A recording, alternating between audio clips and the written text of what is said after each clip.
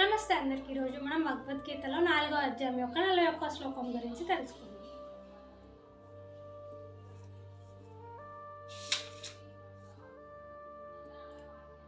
యోగ సన్యస్త కర్మాణం జ్ఞాన సంచిన్న సంశయం ఆత్మవంతం న కర్మాణి నిబధ్నంతి ధనంజయ.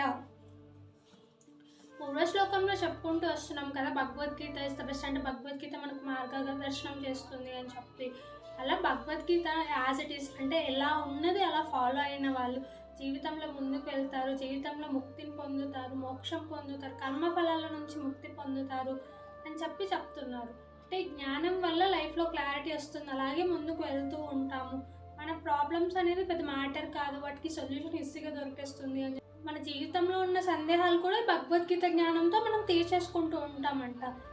అలా భగవద్గీత ఎందుకు బెస్ట్ అంటే ఎంత మార్గదర్శకం చేస్తుంది అని చెప్తున్నారు. హరే కృష్ణ.